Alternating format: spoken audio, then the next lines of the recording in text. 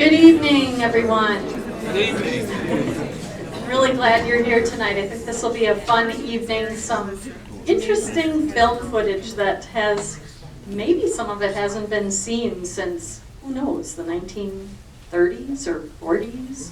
So it should be fun. I wanted to give a couple of announcements before we get started. I wanted to remind everybody that Menasha Historical Society's annual meeting and program is December 4th at 5 p.m. at Waverly Beach. And that annual meeting will feature a presentation on the history of the Menasha Library. So if you're interested in more information on that, Nick Jevney and Kathy Humsky are in the back of the room, Menasha Historical Society, if you would like to get more information from them. So put that on your calendar. Also, December 7th is our third annual Celebrate the Season event. And that will be held at various locations throughout the city from 10 a.m. to 1 p.m. So an opportunity to travel from the Octagon House to the library, to the City Hall, to Bergstrom Mahler Museum, and do all kinds of fun activities and events, Christmas related, and we'll have narrated wagon rides, narrated by Hiram Smith. So talking about the Christmas traditions of Neenah's past. We'll have the Santa Claus float out during the day at the City Hall. So that'll hopefully won't ruin any of the magic of the Santa Claus float. And then in January, we at the Neenah Historical Society take a break during December so that we can attend the Menasha program. But then we start up again in January, on January 16th, with a program on the history of the League of Women Voters and the local stories related to that from Neenah. And I think our presenter is here tonight. There she is. Posey Thorough will be doing that presentation. So thank you for that. And we will be continuing to honor and remember the 100th anniversary of women's right to vote in 2020. So I think we're probably ready to get going. The reason that I can tell you some of the background on why we decided to do this program. This summer we had someone come in and donate 18 reels of film to us. And how fun is that? We just were so excited, and we were able to have that film digitized and then look through it and pull out clips from it. What a great opportunity for us. And I just want to thank all the people who donate film and photos and objects, artifacts to us. We really appreciate it. Both Neenah and Menasha Historical Societies truly appreciate it, but we're always looking for more. So if you've got some family film tucked in a closet somewhere and you don't even know what's on it, feel free to donate it to the Neenah or Menasha Historical Societies. And I really, really need to give a shout out to Nick Jevney, because he's the one who's been digitizing all of that film footage. So thank you so much.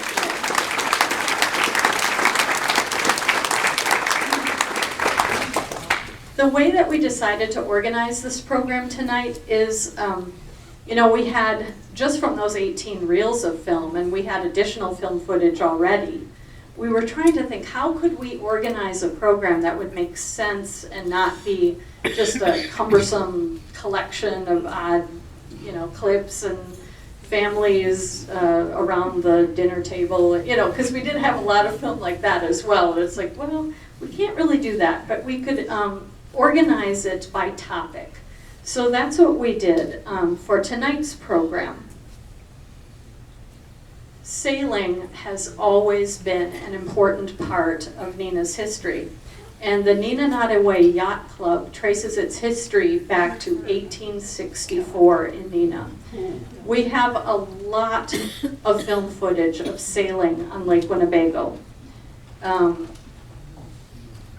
Sometimes we have too much film footage of sailing on Lake Winnebago because it kind of starts to look the same. But I did want to share some of this with you. I actually have, I think, 5 different clips. The first one is the longest, and it is probably the oldest. And what I found particularly interesting about this clip is partway into this footage, you can see a paddle wheel boat. And what would happen, there you can see the drive through Riverside Park. I think this film footage is probably from the late 1920s or early 1930s. So you can see the drive through Riverside Park there and the boats heading out. But what people would do is they would have the opportunity to get out on a big paddle wheel steamboat and watch the regatta taking place out on the lake. So after a little bit of footage of various boats and sailboats, you will see a paddle wheel boat out on the lake.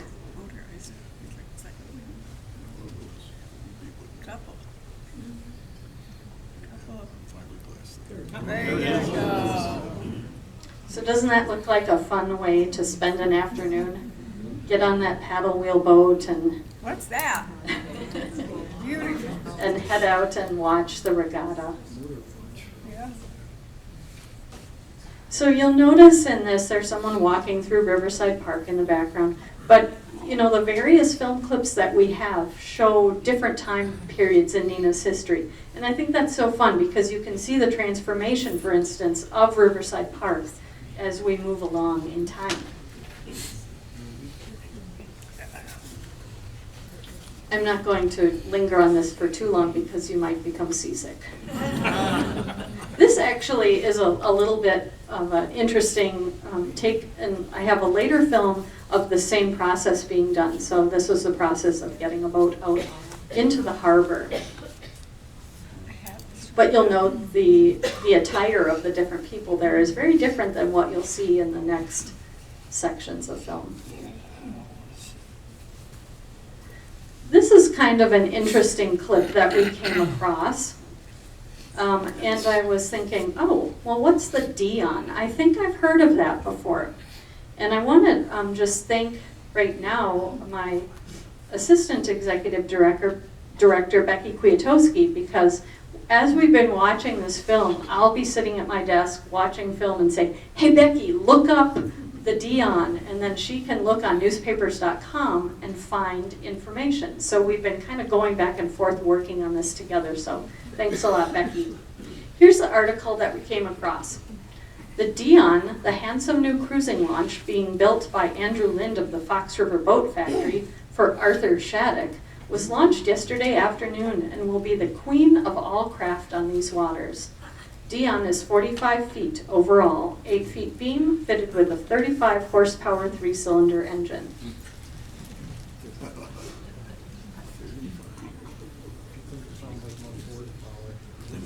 A large storeroom and cabin takes up the front, the engine room and toilet in the center, and a large roomy deck in the stern, which is fitted with rattan furniture.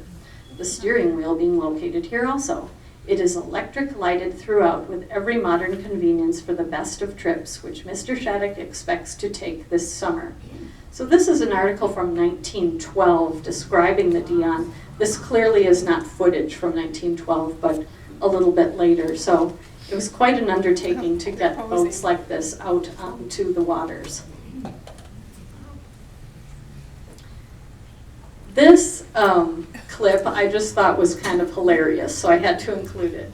It looks a little bit like a creature from the Black Lagoon, but I imagine it is somebody who is examining the dock or something to do with the lake, and whoever was taking the footage clearly thought this was important enough to be taking video footage of.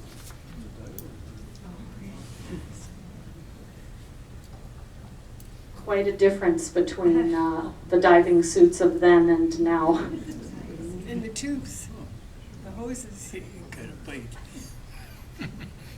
Get the Got waders on.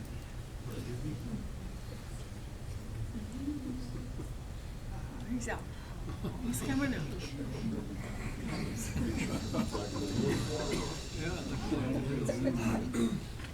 Partner. wonder how I kept it watertight. I just want to say too, If you happen to recognize anybody in any of this film footage, please let us know afterwards. We'd be thrilled to find out, and because we're taking guesses a lot of times on who some of these people are. Now we're going to jump up a little bit to the 1950s or 60s. This is just a fun clip of some sailing, and now we've got some color footage.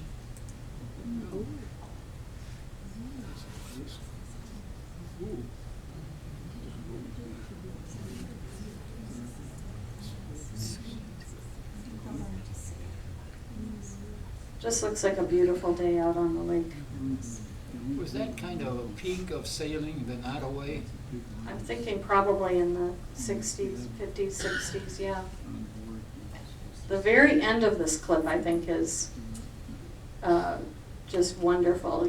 It's almost done. Lane said that she met Beau at a regatta. There, look at that girl.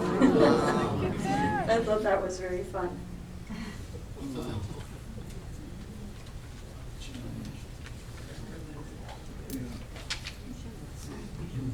The next clip is actually what we think it is showing is the Inland Lakes Yacht Association race that took place. This particular year we think was 1958. And I love this piece of film footage because it shows Wisconsin Avenue. So keep your eyes open, you'll be looking down Wisconsin Avenue. Notice the police officer directing traffic in the middle of the street. It's really kind of a fun piece.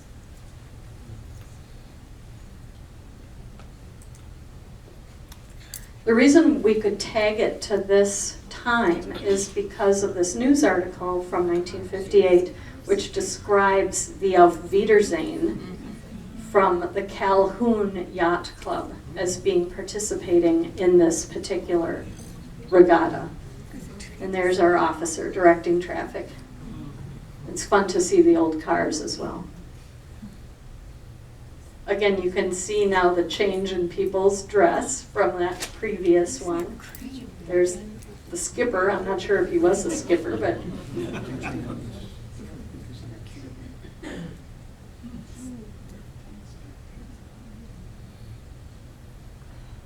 anybody know the man with the pipe? You might see familiar faces in here, so we hope that's the case. Yeah, I was going to say a couple of them. The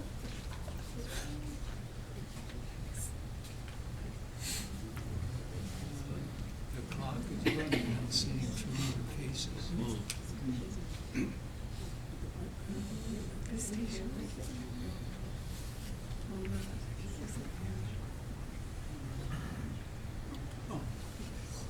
Where are they going in there, off of Smith, That is the harbor in Neenah. by the Memorial Day? On Wisconsin Avenue, the harbor where the boats are usually moored. Oh, I see, yeah.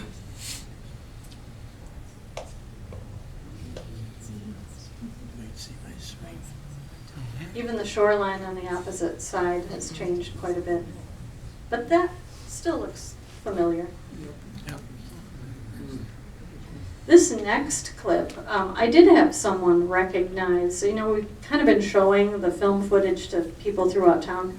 Say, do you know anybody? I should probably locate all the sailors in town and they might be able to tell, who everybody is in the sailing photos and film. But this particular clip, according to someone I had in the office, said, those are the Catlin brothers and Dan Heaney out on their boat. Dan, yeah. Looks like they must have had some sort of a disaster, however.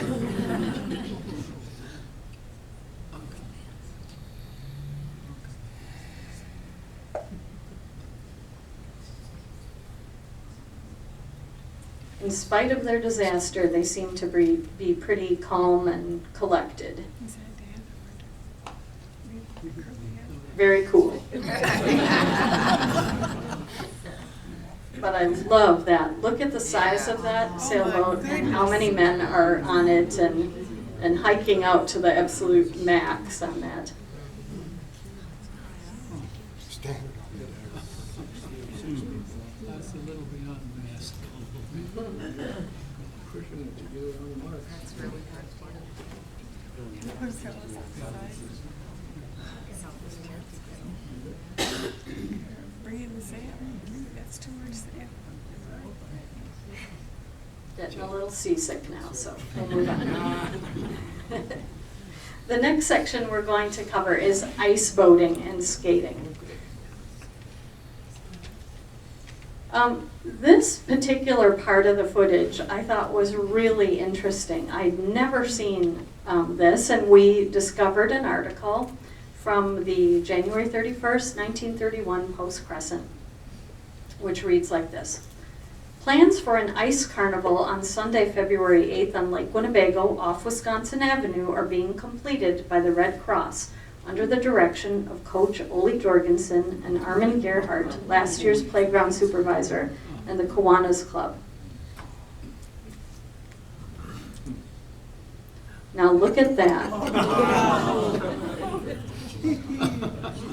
The man whose head is at the front of that boat is a risk taker. The schedule will include ice skating, races, skiing, sailboat races, and motor-propelled ice boats. So that's what those are. Prizes will be awarded in the events. It is planned to entertain the children in the afternoon. In the evening, the outdoor sports for adults will take place. There's some ice boating.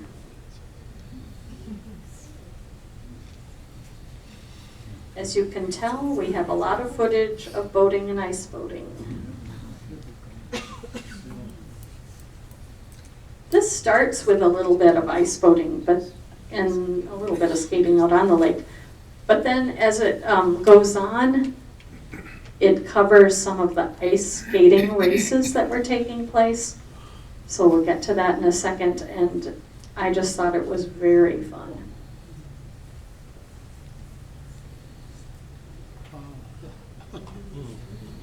When did you see that last time?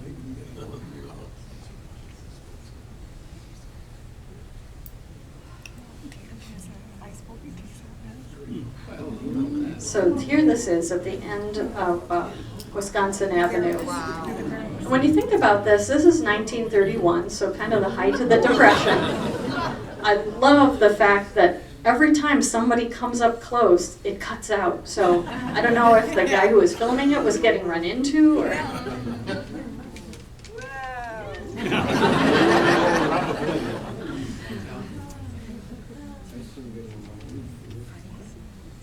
But it just looks like, Neenah really was enjoying the winter in spite of cold weather and the Depression taking place. There's a ton of people there. Yeah, there are a lot of people there. Wow.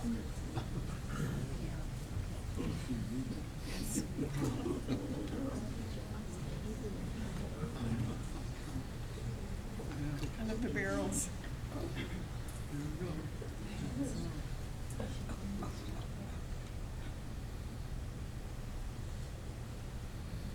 When's the last time anybody watched a silent movie? When my TV doesn't work.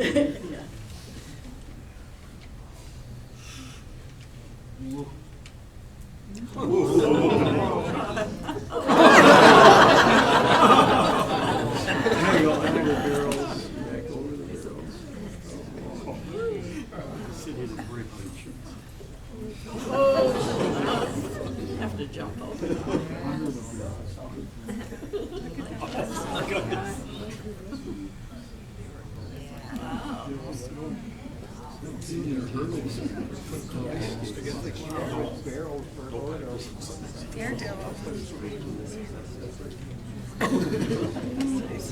So what a fun afternoon we were having.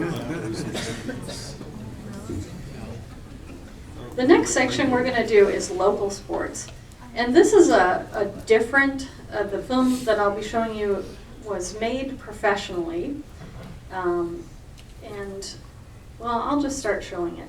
The intro to this film footage of the Neenah Menasha football game is incredibly long, and it's just the list of the sponsors for the film. But it's kind of fun because you can see the names of a lot of different merchants in town.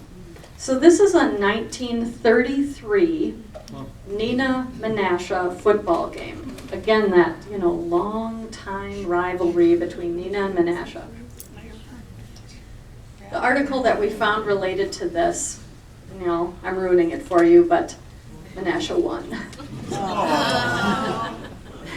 That's okay. We like Menasha. Menasha High School football team defeated Neenah 20-6 Saturday afternoon in the final game of the season in Athletic Field before several thousand Twin City fans. Menasha scored the first touchdown toward the end of the first quarter. The winners also scored twice more in the second quarter. Neenah got its lone touchdown in the third quarter after a steady march down the field, etc., etc., etc. The article details every single play and every single thing that happened in that game. One of the things that was interesting, though, is at the end of the article, the names of the people who were on the team are listed. So for the Neenah team, it was Blank, Napuk, Rush, Colfelt, Hines, Christensen, Dreyer, Rabideau, Weinke, Fetters, and Patterson. And for Menasha, Omachinsky, Block, Pulowski, Ross, Weideman, Funk, Sindel, Asmus, Novakowski, Anklem, and Westberg. Did they give the first names? Nope, they only gave their last names. Because my uncles, three, well, two for sure, two at a time, but three brothers were all in the football team, and my one uncle was the quarterback. Cool. He's a rabbit. So this is 1933.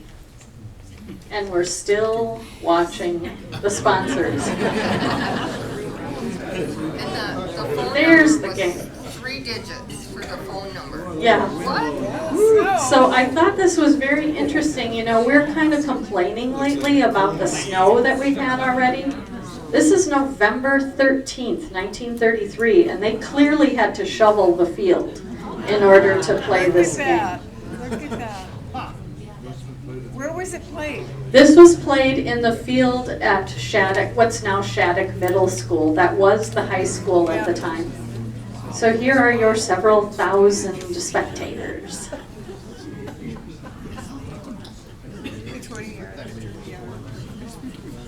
I wonder who they hired to shovel the field. Probably the players, yeah.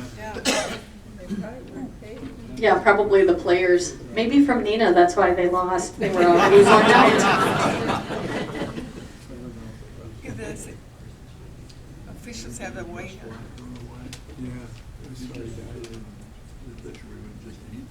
That long-time rivalry between Neenah and Menasha. Now I don't think we even play each other anymore. No shoulder pads, nothing. All right. So back to some home movies. This is a local group playing baseball, and it's likely in the 1930s. The buildings in the background, where's Dave Olson? He recognized these for us, identifying it as the Lakeview Mill, Casey's Lakeview Mill on Lake Street. You can see the train, and then you can see the mill as well. So and there's the mill. In the 1930s, baseball, obviously America's favorite pastime, and I was not aware of the fact that professional football was really not a very popular sport in the 1930s. Baseball was what was happening.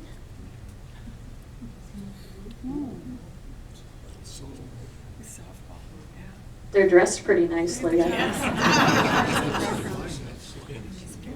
And the guy in all white, I think, was taking a chance. The cars in the background are interesting too, and then you can see Little Lake Butamore in the background.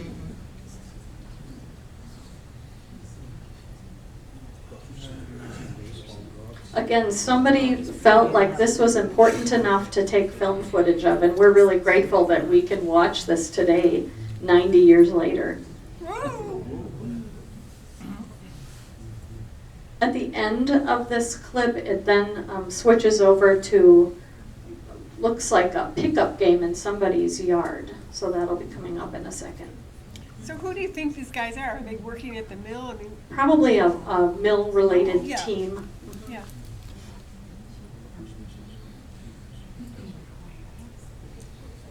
Lots of outs. Whoops. No gloves.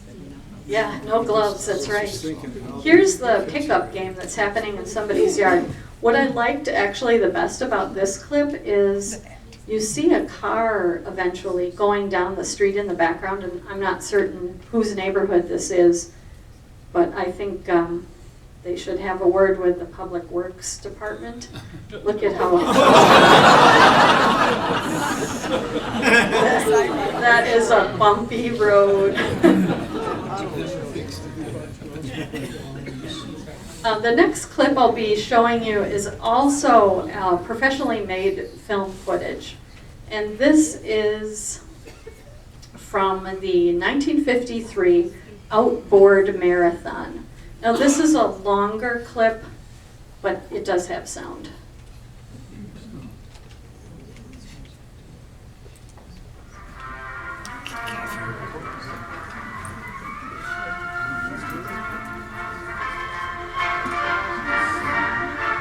And this took place in Neenah.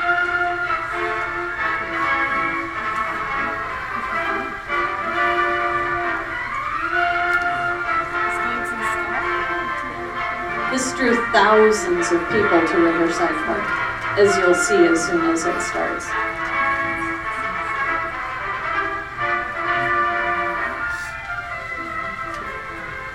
Just love that music. Riverside Park, Neenah, Wisconsin, scene of the Milwaukee Sentinel Winnebago Land Outboard Marathon. More than 7,000 people are gathered to watch the biggest, roughest, toughest, roaring water classic in America. From all over the USA, spectators and drivers have converged on Neenah for the 5th annual run. 285 of the country's greatest outboard racers are registered.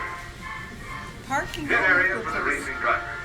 Facilities unmatched in excellence and abundance in keeping with the whole unique character of this most spectacular outboard contest.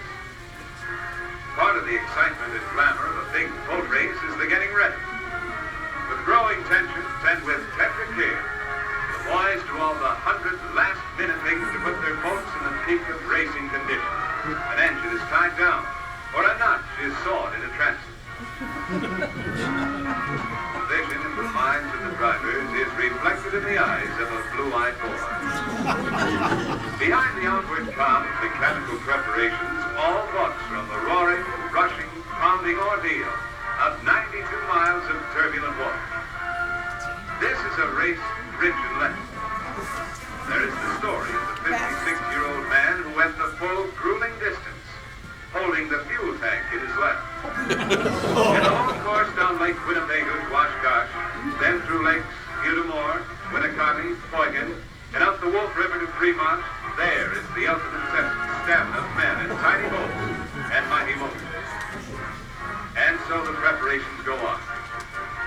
Auxiliary tanks are strapped down, gas lines are connected, and the rigs are fueled, ready for the long, long haul.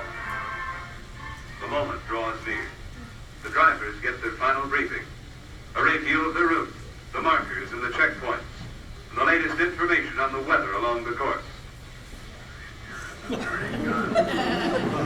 seconds to starting time, so everybody is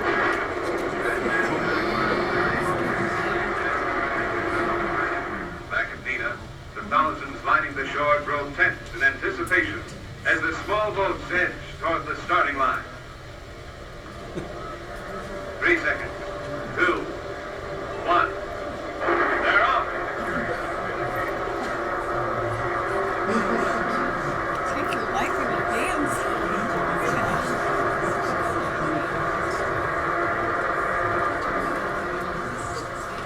the school of mackerel, fast as porpoises.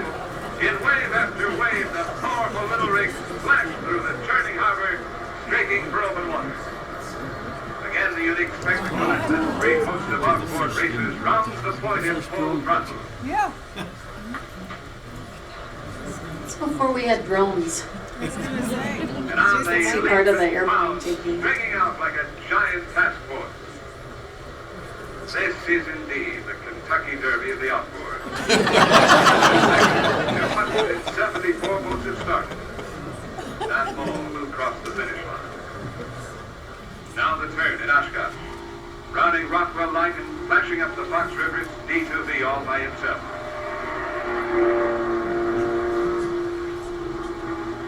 The second D-boat streaks past. And finally, the leaders of the pack come roaring through in close succession. First, it's the big engine jobs, the D's. Then the B's and C's begin to make their appearances. The boats are entered by classes according to their piston displacement. 25 horsepower down to 7 1/2. D, C, B, and A are the 4 class designations.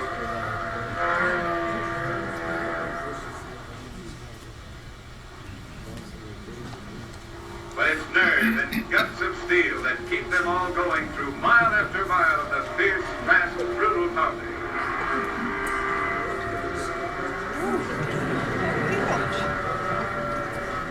On up into Lake Boygan, through the channels and the marshes, past the floating boglands, and on up the river to Fremont. This is a 92-mile course. Fremont is the halfway mark.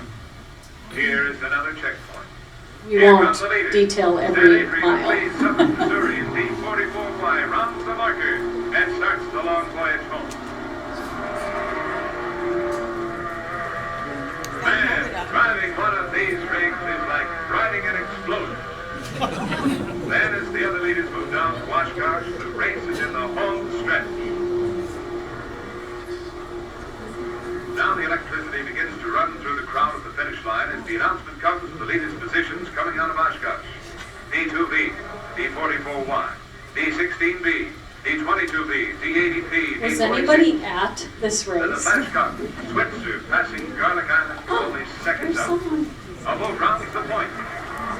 The crowd is on its feet. This is the big moment.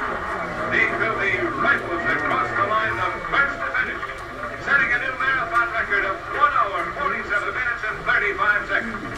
Leaders park Okay, here. that's The thoroughly weary young man, now that the pressure is off and the grind is over. The great lift D2V from the water so that the hull can be weighed and measured. The engine torn down in the post-race inspection of all winning boats. So let's hear from the man who led all the way in this 5th annual Winnebago Land Marathon. First time you won. I got second. I understand you set a new course record up here of 1 minute and 47 seconds. And 1 hour and 47 seconds. You took 9 minutes off that course, you know that. Did you have any trouble? Yeah, I would have knocked another 9 minutes off. I was out in Oshkosh for 9 minutes on the way back. What happened to you? I swamped out, hit a cruiserweight. What do you mean you swamped The out? nose went underneath the water, Yeah. filled up both with water, and the motor drowned it out. Yeah. I took it, filled it out, started up again. You shot a veil? Yeah. As the motor started, you blew it on your way. Were you ever anything but first in this race? No, I was really down. All the way. You know, I was 10 minutes, so that might be that. So he was bailing for half of the On race. they come, 163 in all, flashing across the goal line. The great race goes on. A marathon of modern times. in Just which look at it the is an crowd honor and lined up glory to stick it out in Riverside and Park. go the whole distance in the Winnebago Land Outboard Marathon.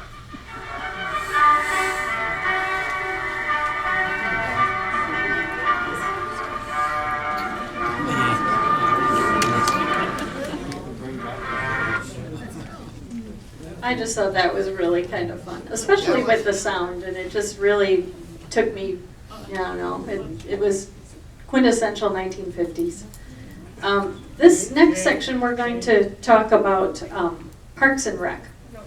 I And- mean, an insight onto that race. My cousin Gifford Banky won his division. Oh, fantastic. But Whoa. he was racing with his own little putt-putt thing with a Johnson motor. Oh. Mercury was not happy. I bet They insisted, I mean, that motor had to be completely gutted. not. Yeah. And it was so full of bugs. Oh, I The question bet. was, how did it ever run? But he won his division. We followed it all the way up the Wolf River. How fun. The family was crazy. I don't know why we did it, but we did it. But it was a lot of fun. And you're right, the people are crazy. There were so many people on every bridge we go. The people would be lined up on the bridges along the banks. It was cool. That was before people got things like television. Yes, Yes. Yeah. Now, if I They could, So we're gonna, outdoors. if I could say something, that still happens today. There's a race over in Indian River that the national championships is every year. Oh, Indian cool. River, Michigan. And this Nice. last year, there was 70 of them that took off. They Cool. go 50 miles on Saturday one way, and they go 50 miles on Sunday the other way. Nice. If anybody's ever interested in seeing it, it's the second weekend of August. I'm going to show you some short clips related to parks in Neenah now. Our parks in Neenah are really amazing and date back to 1843 with the establishment of the Green as a grazing place for the community's livestock. Next came Loudon Fields in 1856, then Riverside Park in 1872. That's the same year Kimberly and Clark Corporation started. What became Doty Park was gifted to the city in 1922 by Charles B. Clark Jr., and by 1931, $56,000 had been invested in it. That's almost $1 million in today's dollars. Its grand opening, which coincided with the first of the Winnebago Players dramatic productions, occurred in 1930. I'm going to show you a couple of clips from the Doty Park area in the 1930s. These are just short clips, but I thought they were interesting just to see the changes that have taken place in Doty Park. However, the bridges are still there.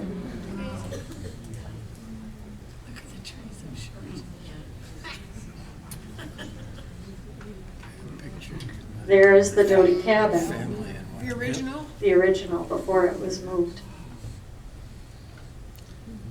So what year? This is 1930, I believe.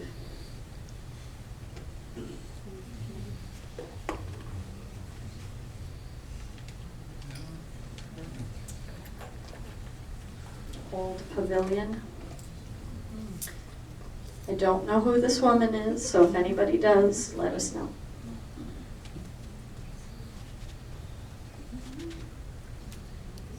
Here's a canoe ride into Doty Park.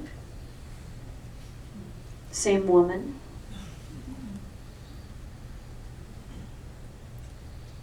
What's across the water?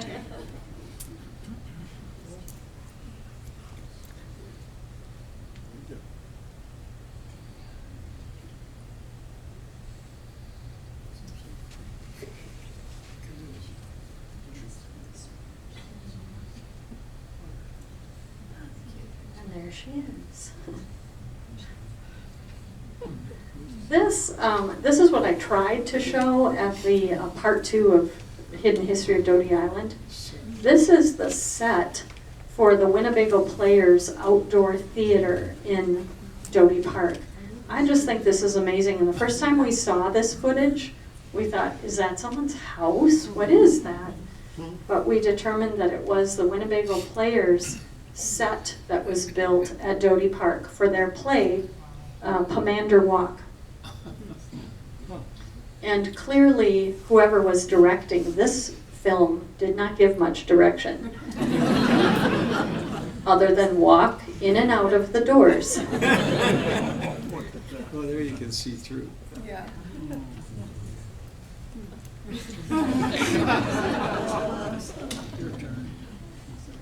There's one of the bridges, so then you can kind of tell where the set was built. just adjacent to that bridge.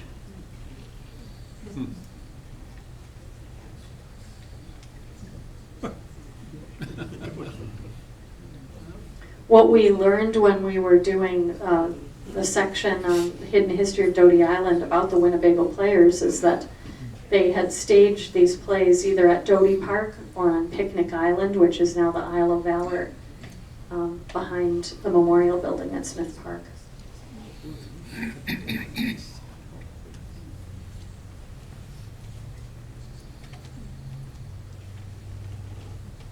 There's a lot of smoking that goes on in these. Every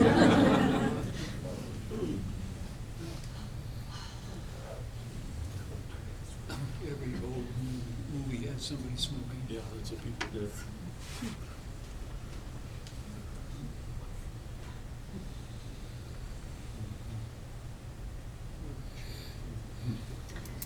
Now we're going to move to disasters. This is also a professionally made piece of film that Nick Jevney provided to me on the Menasha High School fire. Well, actually, that's second. The first one I'm going to show you is a minor house fire. But I thought this was very interesting. Somebody captured this little house fire that took place. Pretty sure it was on Doty Island. But what I really liked about this short piece of footage is the fire truck.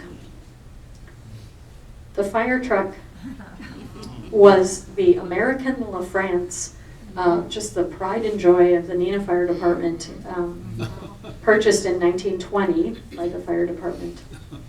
It's their ladder truck. I think this was, maybe they had a chimney fire or something, but I'm kind of glad that somebody took their camera out and filmed this. I haven't shared this with the fire department yet, but they might like it. They might like to see the close-up of the firemen and the truck. And there they go.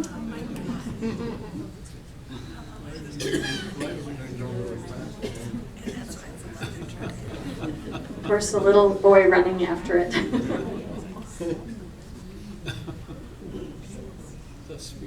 Now, the Menasha High School fire. Like I said, this program is really a cooperative effort with the Menasha Historical Society, so we're very thankful for being able to collaborate on another project with them. What year was this fire? This is 1936. So this is the article in the paper, March 21st, 1936. The worst fire in Menasha's history early this morning swept the Menasha High School building into a mass of ruins, kept the fire departments of Menasha, Neenah, and Appleton at work for more than 4 hours, resulted in injury to one fireman, and for more than 2 hours threatened destruction of other buildings within a radius of a half-mile of the high school structure. While detailed figures are not available, it is believed the loss to the building is approximately $300,000, with insurance in excess of $200,000. That's about $5.5 million in today's dollars. Starting apparently in the printing department of the school shortly before 4 o'clock, the fire attracted the attention of residents of the neighborhood when smoke was seen emerging from the building and the fire department was called. 2 streams of water were turned into the base of the fire, but the flames spread rapidly through the wooden interior and gained headway so rapidly that an immediate call was dispatched to Neenah and Appleton for assistance. Within a comparatively short time, there were 9 streams of water played into the building, which by that time was a raging mass of flames. Clouds of burning embers floated on a north wind, lodged down the roofs of residents along Racine, First, and Broad Streets to the south of the school, causing a desperate battle to be waged in preventing further spread of the conflagration. Some of the firebrands made their way across the river to points on the island. Edward Clausen, janitor at the school, was one of the first residents of the neighborhood to reach the building. He said the fire appeared to have started in the printing department. Was it 4 o'clock? Was that 4 a.m.? I think it was 4 p.m. March. Lucky there weren't people. Christmas today. Equipment in the various departments of the high school is also a total loss, but it's believed that records in the office of the superintendent are intact. They were kept secure by several streams of water directed at that section as it continued burning.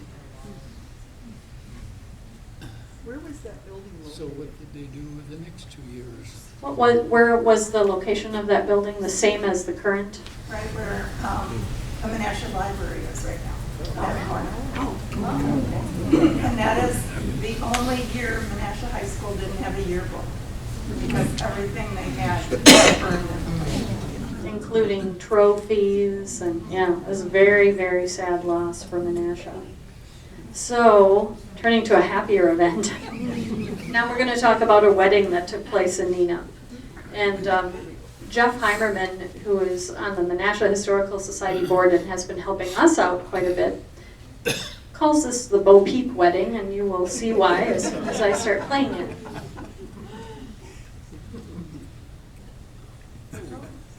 This is from 1927, and you might recognize the location. It's on North Park in Neenah. It's the house that has the lions in front. This is how it is described in the paper. The marriage of Miss Bonnie Grace Wang of Neenah and Mason Brown Olmsted of Evanston took place this afternoon on the terrace steps in the garden of the bride's home. The ceremony was performed by the Reverend D. Jones of the First Presbyterian Church as Benson's Orchestra from Chicago played My Heart at Thy Sweet Voice from Samson and Delilah. The bride was given away by her father, William Wang. Her attendants were her sister, Eleanor, Miss Bernice Wall, Mrs. Dorothy Davidson, Miss Priscilla Gilbert was the flower girl, and D.W. Bergstrom Jr. was the ring bearer.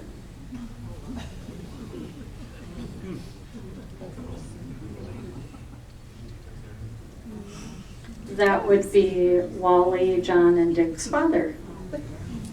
And there's Beau Peep with their shepherdess crook. The bride wore a Victorian gown of ivory satin trimmed with Duchess lace. Her court train of Venetian lace and tulle was fastened at the shoulder, and a veil hung from a Spanish comb in her hair. She carried a shower bouquet of lilies of the valley and gardenias. The bridesmaids wore picture hats and gowns of white organdy trimmed with lavender, peach, yellow, and blue taffeta, so we can at least imagine the color that they were. They carried shepherdesses' crooks tied with garden flowers. The reception was held in the garden following the ceremony.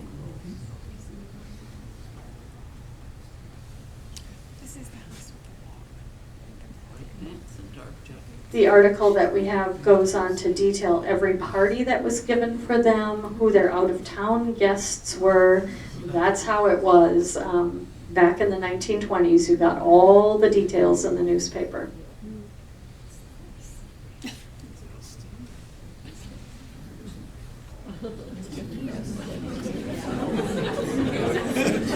It's like he's going to his funeral.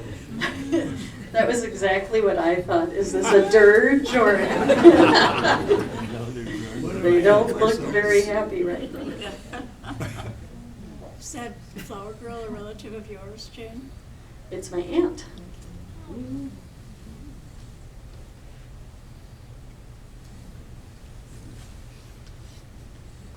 So there are some potentially familiar faces in this crowd as well. I'm so proud of them for behaving so well as ring bearer and flower girl. Yeah. The end of the article says, Mr. and Mrs. Olmsted will sail for Europe on June 4th to spend the summer. Of course.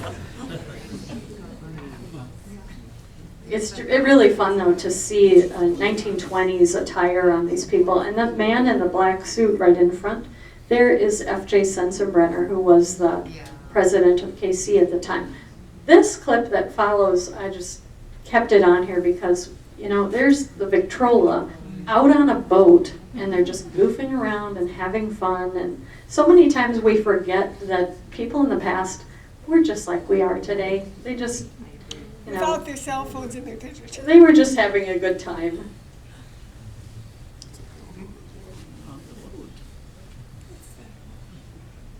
Paper napkins. Oh, that's-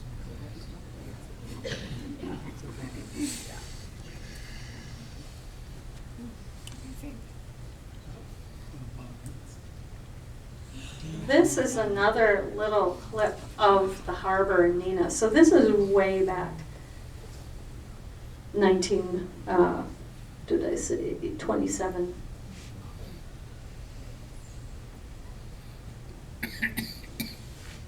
And in spite of all the changes over the years, it's clearly still recognizable as our harbor.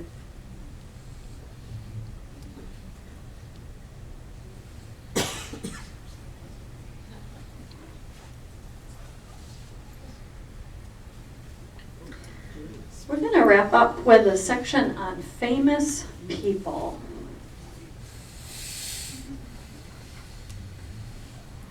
The first clip I'm going to show is, well, I'll read you about the person who's in the car. Racing drivers of the 1950s are nothing short of legendary. They are the stuff of adolescent dreams characterized by independently wealthy and dashing gentlemen who drove daringly behind the wheels of the greatest sports racing cars of the day, wearing little more protection than driving goggles and an open-faced helmet. Few drivers embodied the era as fittingly as did James H. Kimberly. He was born in Neenah, Wisconsin on August 15, 1907, to a life of wealth and privilege, the grandson of John A. Kimberly, one of the four founders of the Kimberly-Clark Corporation. During America's Roaring Twenties, Kimberly attended the prestigious Massachusetts Institute of Technology, where he formed a close relationship with Harley Earl, a friendship that lasted many years and would later influence the color of his cars. After graduation, he served his country in the United States Navy during World War II. Following the war, Kimberly entered the family business, where he served in management positions for 37 years and was in charge of production for the International Cellular Cotton Products Division at the time of his retirement in 1968. It was clear, however, that he preferred the life of a sportsman, and under pressure from the family for a lifestyle a bit too fast for a small town like Neenah, he took up part-time residence in Chicago. Kimberly grew up with a love for racing, sailboats, ice boats, airplanes, and ultimately, at the age of 42, he turned to sports cars. Over the course of his 8-year racing career, Kimberly entered nearly 100 races, finishing in more than 75% of them. He had 40 podium finishes and 25 outright first-place wins and 8 class victories, a truly remarkable racing career.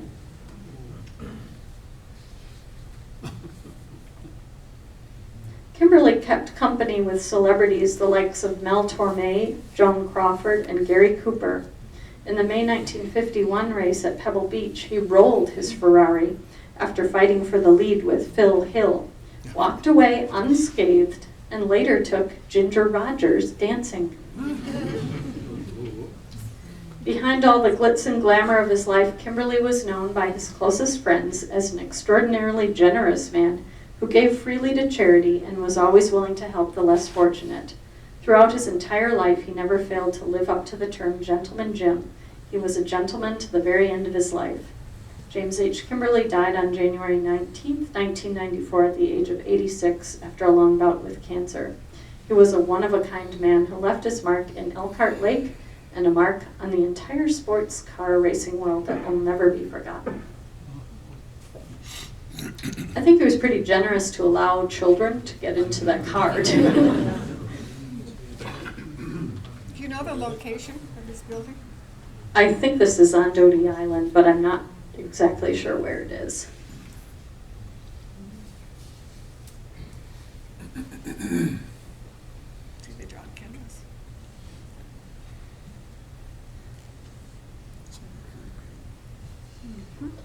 Now the little boy is in the other car, actually. Yeah, there he is.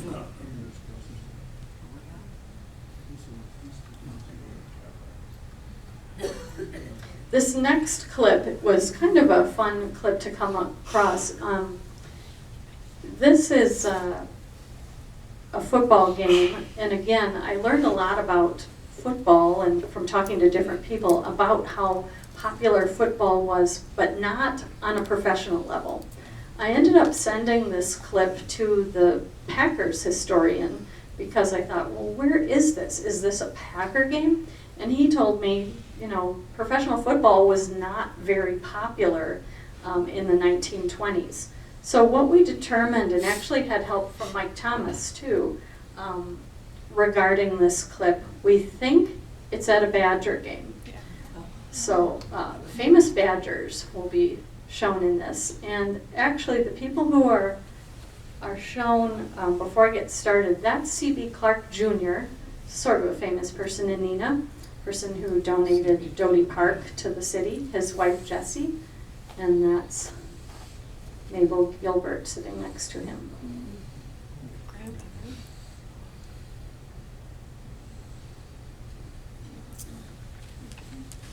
This does not really look like the Camp Randall that we know today, but Mike came across a photo that really shows what Camp Randall looked like in the past. And we came across an article in 1928, November 21st. Stirred by success of this year's University of Wisconsin football team, at least 50 local fans will make a trip to Madison Saturday in the hope of seeing the Badgers annex the Big Ten title by defeating Minnesota. Could we please have history repeat itself? So, pretty certain this is a Badger game. We don't know if that article actually corresponded to this, but this is a Badger marching band, though I don't think it's Mike LeCrone. It could have been, but there they go.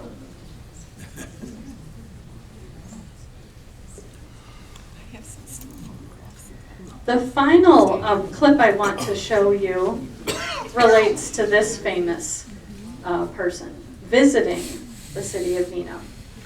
And this visit took place on February 12th, 1935. I'm going to read from the Oshkosh Northwestern regarding her visit.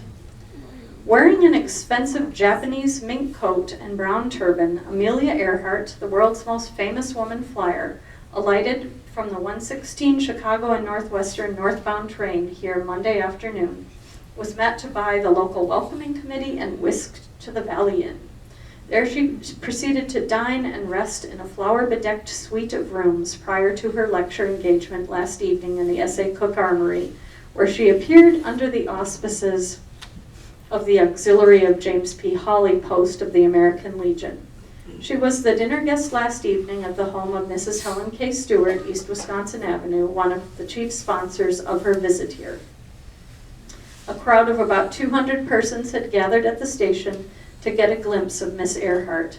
Many of them were children. Besieged by the latter, she graciously gave out autographs and smilingly posed while photographs were taken. Many amateur moving picture fans pointed their lenses in her direction and whirled the shutters of their cameras. And we are so thankful that the Menasha Historical Society had come across, someone had donated to them video footage, film footage of Amelia Earhart arriving at the train station.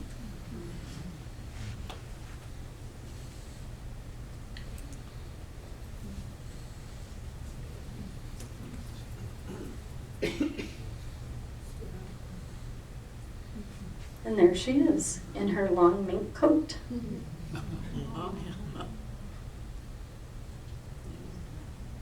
She gets around. She gets around. Yeah.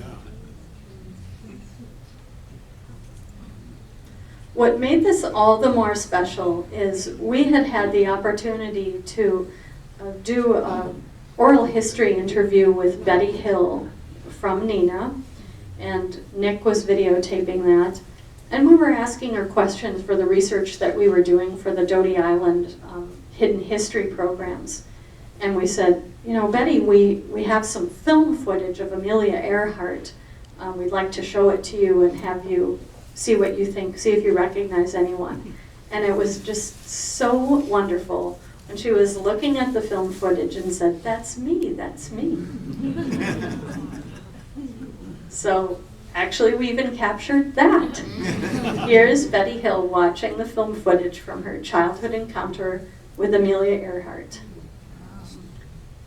And that's what it's all about. Remembering and celebrating our past and creating new memories for the future. So thank you very much for joining us tonight.